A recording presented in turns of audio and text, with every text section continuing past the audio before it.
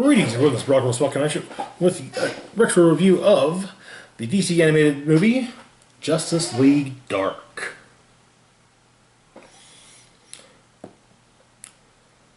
But before we get started on the review, let's talk a little bit about the source material. The comic series Justice League Dark. So Justice League Dark was one of the initial 52 titles released as part of DC's New 52 initiative in 2011.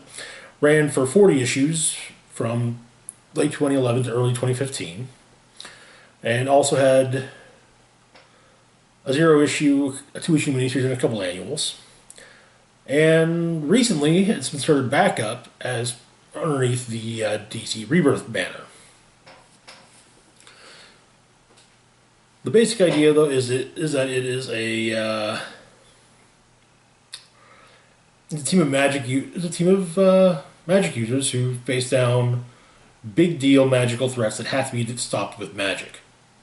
So, if you can't punch a threat, if you have to magic a threat, these are the guys you call.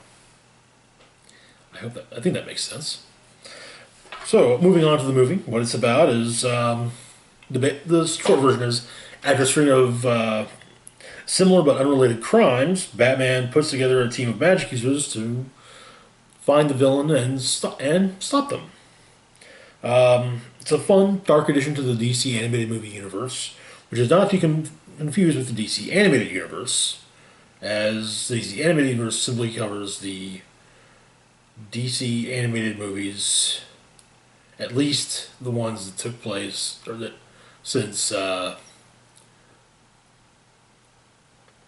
Justice League War, though I think there are also exceptions here and there.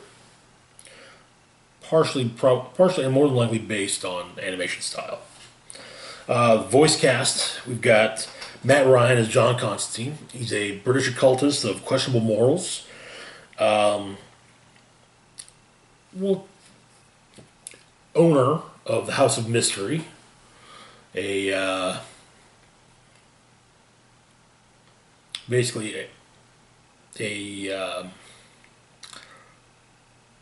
How exactly describe this from House of Mystery? It's a magical house that it is wherever it needs to be. Ryan also played Constantine on the Constantine television series, and later on Arrow, as well as currently on Legends of Tomorrow. Next up, we have Jason O'Mara as Batman. It's Batman. What more really needs to be said here? Camilla Luddington as Zatanna. Sage magician with natural-born magical abilities.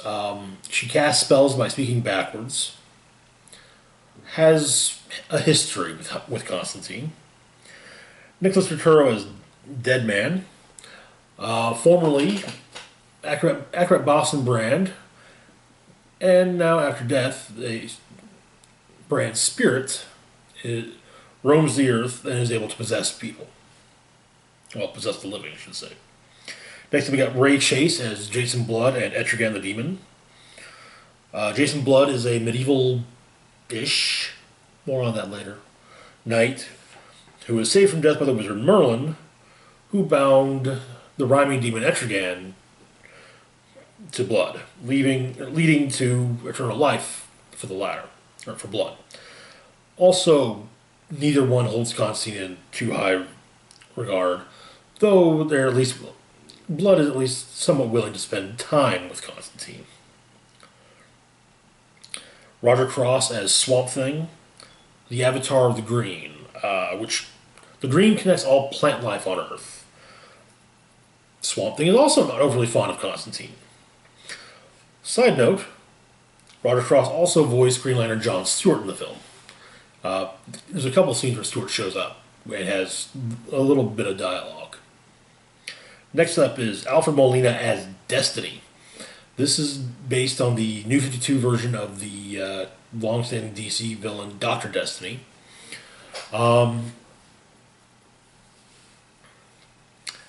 This version is a practitioner of dark magic from the same medieval-ish era as Jason Blood.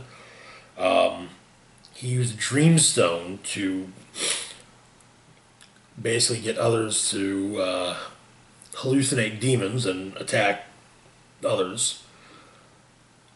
His soul was connected to the Dreamstone, and well, yeah. Next up, we've got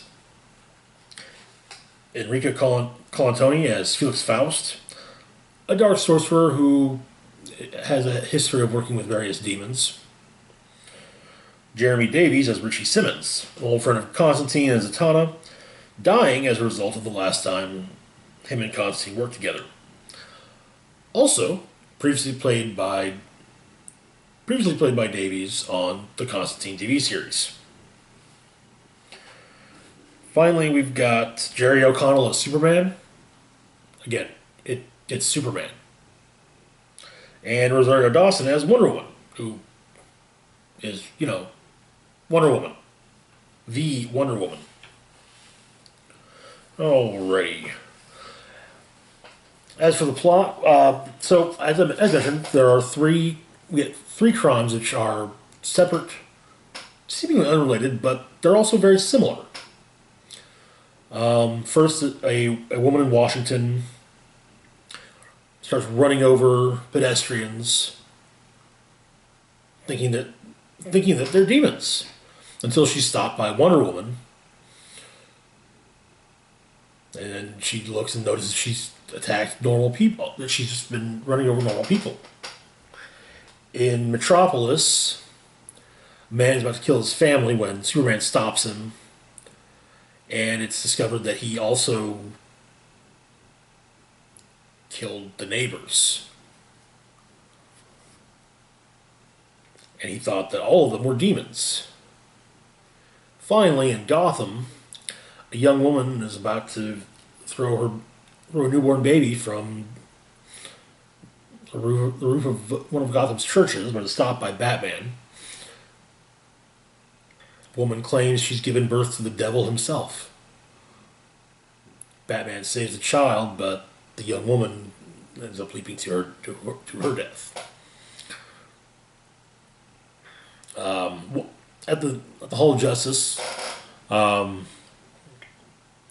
magic is bandied about. Batman is skeptical of this, even though they've already dealt with magic. He has dealt with magic personally in the past at this point. It's mentioned that there was Shazam's powers are magic based, and their recent Atlantis adventure shown in the film Throne of Atlantis was also involved magic, so yeah. But Batman honestly kind of leans towards maybe you don't need magic to do evil things. But he is Constantine is suggested to him, so he begins to look around and starts asking around and talks to Zatanna.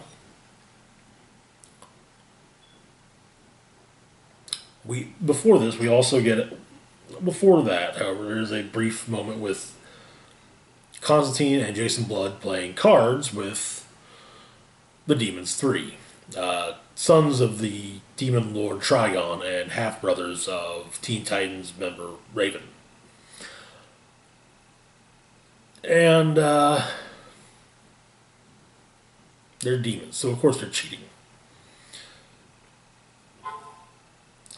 The House of Mystery gets offered up, as well as some various other items, including the Dreamstone. Constantine wins the game, has to forces out Etrigan to fight off the demons, and the two part ways. Deadman, Zatanna, and Batman then are picked up by Constantine after being attacked by a seemingly sentient Twister. He then kind of explains they tell him what's going on. They talk about what's going on, and figure, okay, they need to they do some recon, checking with, trying to figure out just what happened. They, Zatanna and Constantine make the.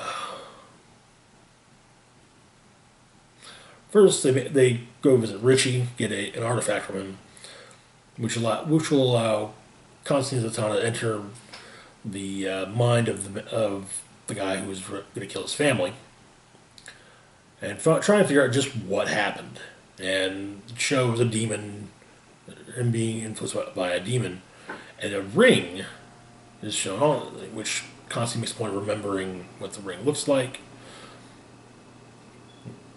The idea being he'll go back to ask Richie what it is, because Richie, if anyone would know, it would be Richie. At least managed to find out that the ring is connected to Felix Faust. So the group goes after Faust.